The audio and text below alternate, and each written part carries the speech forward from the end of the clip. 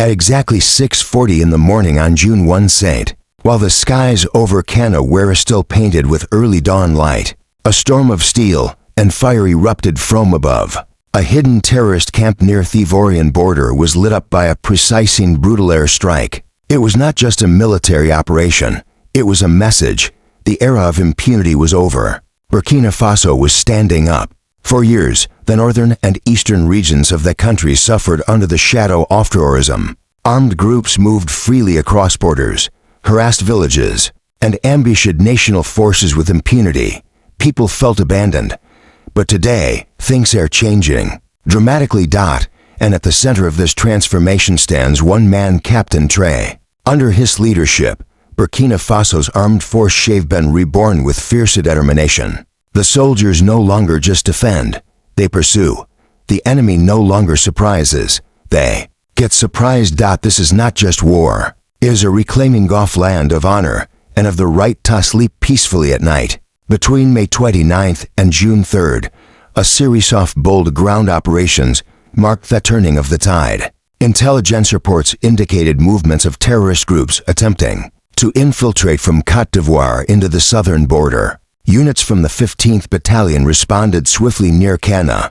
They laid a trap. The enemy walked straight into it, and what followed was a decisive ambush. Terrorists were neutralized, weapons were seized, and the border remained secure. But that was only the beginning. Between Dori and Tobarco, forces from the 9th Battalion launched a tactical reconnaissance mission.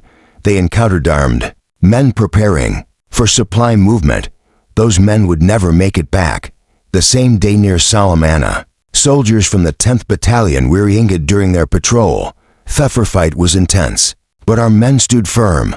Not only were the attackers repelled, but a stolen vehicle was recovered, evidence of yet another disrupted plan. What's most remarkable in these operations is not just the success rate, but the coordination and preparedness under Traoré's reforms. Each battalion operates with clearer intelligence, better morale, and above all the belief that victory is possible and necessary. Meanwhile, in Mani and Sando, multiple infiltration attempts by terrorist groups were met with overwhelming resistance. In Seno, specifically, fighters executed a well-planned offensive against insurgents attempting to regroup in Theria. Several were neutralized and their equipment seized. The battlefield had changed. Terror was no longer free to roam, and as word spread, even the enemy began to notice.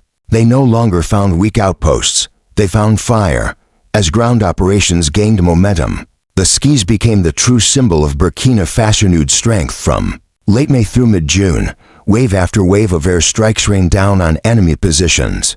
But these weren't random bombings, they were calculated, strategic, and deadly accurate. It was air power guided by intelligence, executed with precision, and inspired by leadership that refused to surrender an inch of national territory. The campaign began with aerial surveillance. Over the Djiba region, terrorist hideouts long thought unreachable were identified. In Ta, a hidden logistics base was detected. Several militants had gathered there, feeling safe under thick forest cover. But the eye in the sky never blinks. Moments later, guided missiles turned the jungle shelter into smoldering ruins south of Djibo. In Sergisuma, a large building used to shelter insurgents was obliterated in seconds. At Babu, a densely wooded area believed to be impenetrable was struck with ferocious precision. Each target was observed, verified, and eliminated, leaving no chance for escape. Perhaps the most remarkable strike happened at Pegli. There, intelligence confirmed that a group of high-ranking terrorists were meeting inside what was thought to be a secure command center. As they strategized in secret, the roof above them exploded into fire. It wasn't just an attack, it was psychological where their very belief in safety was shattered. But the air campaign did not stop with static targets. On May 30th, a major concentration of militants was discovered near the Three Borders forest zone. Drone footage showed them gathering by the hundreds, preparing for what seemed to be a large-scale offensive. Instead, they became the hunted. A massive missile struck the core of the group, scattering survivors in panic. Yet, as they ran for cover, more strikes followed, tracking their every movement into the trees. This wasn't luck. This was doctrine. Under Traoré's command, the Air Force has adopted a new set of rules: observe relentlessly, strike decisively, follow without rest the enemy. Once confident in their hidden trails and night movements, found nowhere to hide, even when they tried to escape into abandoned villages or distant forests. They were followed. When night came, they hoped for safety, but instead they found fire from above. One such case occurred on June 21st when over 1,000 insurgents moved quietly into a wooded area near Siba, likely preparing an assault. By dawn, they were detected, surrounded, and decimated in coordinated missile strikes. Survivors who attempted to flee were tracked and eliminated before they could regroup. These victories were not just military milestones, they were morale lifters. In homes across the country, people heard the news and saw something they hadn't seen in years. Hope.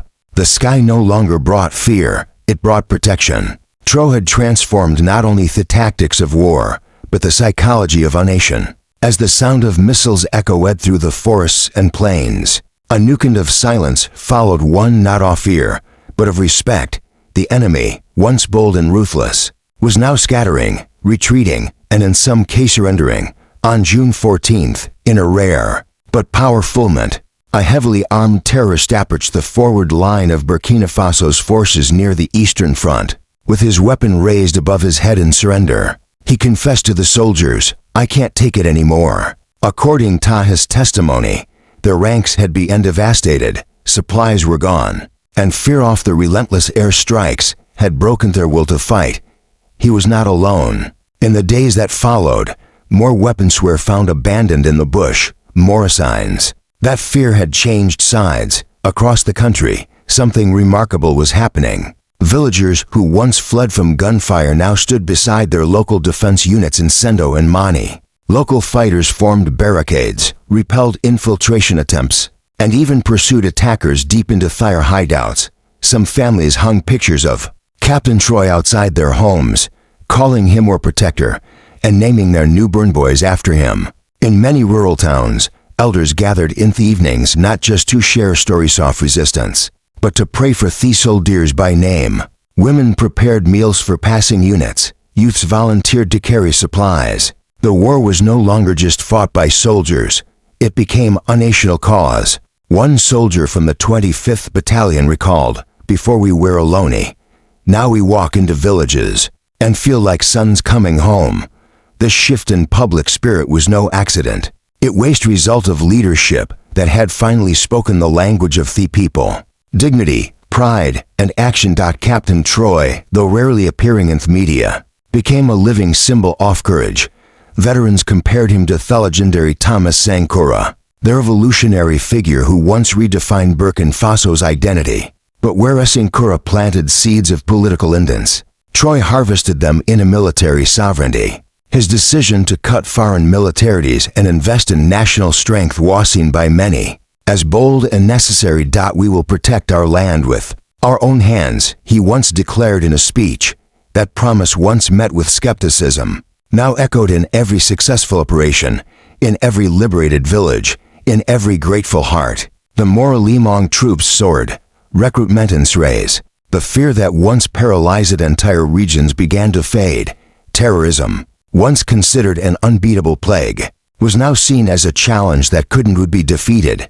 And in the fields where battle once raged, the people began to dream again, not of escape, but of return. Hope, long buried beneath the dust of war, was rising with every victory. And at the heart of that hope stood a man not just in uniform, but in the hearts of his people.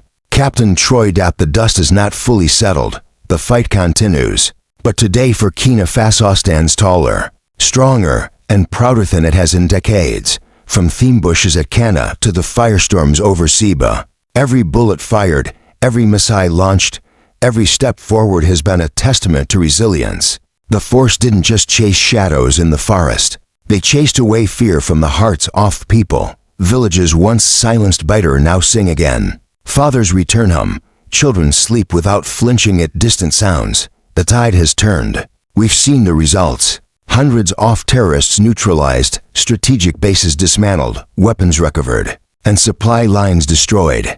But even greater than these victories on the battlefield is the rebirth of national spirit. This fight has never been about numbers alone. It has been about reclaiming dignity, restoring faith, and proving that this land belongs to its people, not to fear, to the soldiers who march through fire, to the airmen who fly through storms, to the villagers who stand their ground. This story belongs to all of them, but among them, one figure rises as the symbol of this transformation. Captain Traoré. He did not seek fame, has sought results. He did not ask for applause. He demanded responsibility and he delivered. Like Thomas Sankara before him, Traoré has reminded us that the soul of a nation is forged in moments of adversity. His decisions, bold, controversial, necessary, have redrawn the lines off what's possible. He gave the army purpose, gave the people hope, and gaveth enemy reason to fear again. Now it is up to all of us to keep that fire burning. If you are a veteran, a son off this soil, a witness to sacrifice, speak up. Share your story. Honor those who stood when others fled. Because remembrance is not a ritual. It is a duty. Let us not be the generation that forgets. If the French still remember Charles de Gaulle, and if Americans still honor Martin Luther King, then we the people of Burkina Faso must never forget them as Sankara. And now we must also remember Traoré, not just with words, but with action. Support the forces, protect your community, carry the legacy forward, because the fight is not just about guns and bullets, it's about the soul of a nation. And that soul, thanks to courage, sacrifice, and leadership, now burns bright.